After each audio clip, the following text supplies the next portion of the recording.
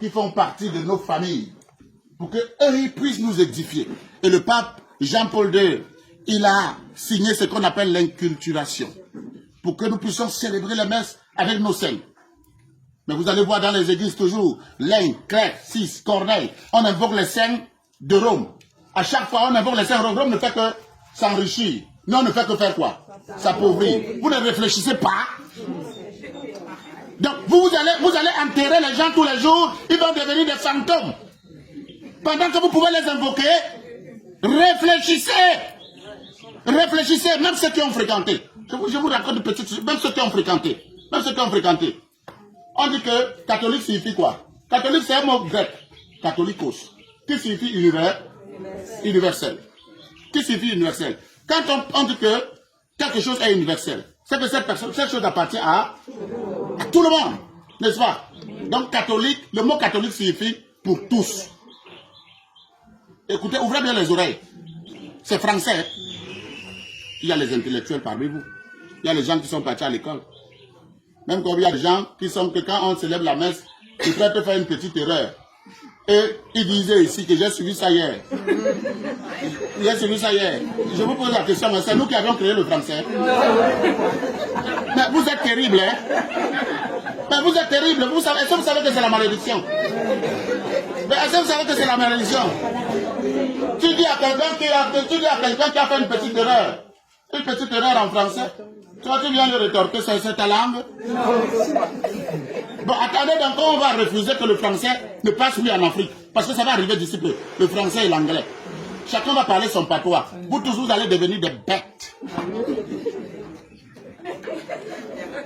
Parce que vous dites que vous êtes des intelligents, vous êtes intellectuels, parce que vous parlez le français. Parce que vous parlez bien l'anglais. Vous parlez français, vous parlez bien l'anglais. Quand on va enlever ça, vous allez rentrer à zéro, vous serez nuls. Et maintenant, ceux qui parlent bien leur patois, ils vont devenir quoi? Intellectuels. C'est une réalité. C'est une réalité bien aimée dans le Christ. Alors, catholique signifie universel. Catholique signifie universel. Et c'est pour cela que je dis souvent que toutes les églises que vous voyez sont catholiques. Une église qui reçoit tout le monde est catholique. Je dois passer par là pour vous expliquer ce que c'est la sainteté. Hein. Donc vous n'allez pas supporter moi un peu, s'il vous plaît. Parce que c'est très important pour votre foi. C'est très important pour votre engagement. C'est très important pour votre avenir. C'est très important pour votre développement personnel. Catholicos signifie universel. Universel pour tous. Et c'est pour cela que l'EPC, quand l'EPC fait le credo, je crois à la Sainte Église quoi? Universelle. Si tu dis que, je crois à la Sainte Église catholique, tu dis, je ne suis pas catholique.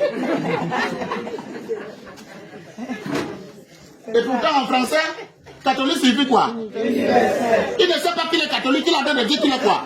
Catholique. Et si tu lui dis que, dis à la Sainte Église catholique, il va te dire non, je ne suis pas catholique. Quand les églises de réveil viennent, les églises de réveil alors, ils ne comprennent rien, hein? C'est des malades, hein? Que Dieu ait pitié de toi, hein? Toi qui es dans les églises de réveil, hein?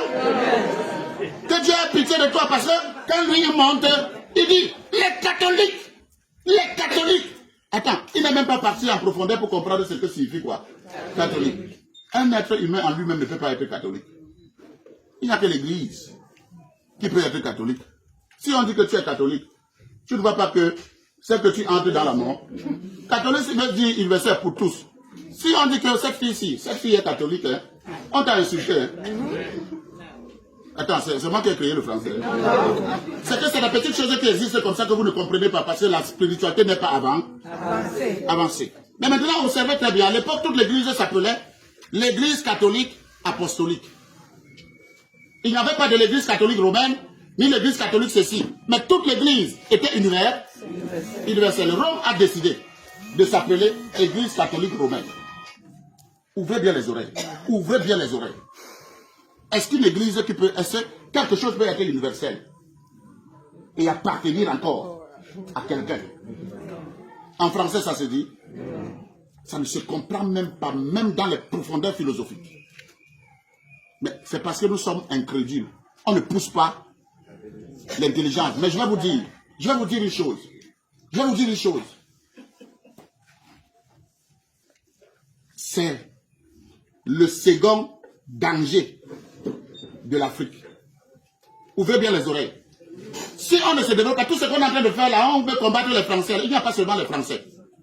Le deuxième à combattre, je ne prononce pas son nom, parce que je ne veux pas les problèmes.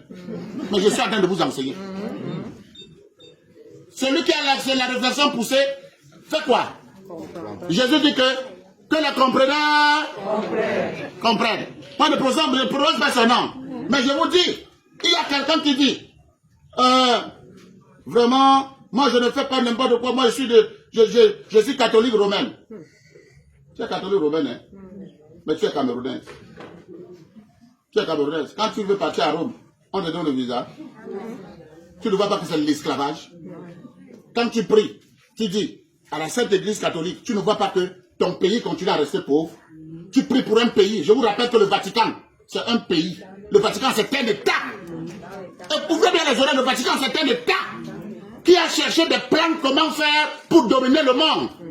Et ce n'est pas une église comme les vraies églises du Christ. C'est une église diplomatique.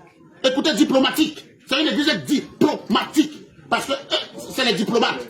Ouvrez bien les oreilles. Je n'ai rien contre l'église. Hein. Mais si nous, les Africains, on ne prêche pas nos frères pour qu'ils commencent à prier pour leur pays, pour qu'ils commencent à prier pour les évêques de leur pays. Je préfère que tu pries pour Monseigneur Cléda. Je préfère que tu pries pour un évêque d'ici. Mais je ne préfère pas qu'on continue à prier pour l'Europe, qu'on continue à prier pour le Vatican, pour que le Vatican continue à s'enrichir pendant que nous sommes pauvres.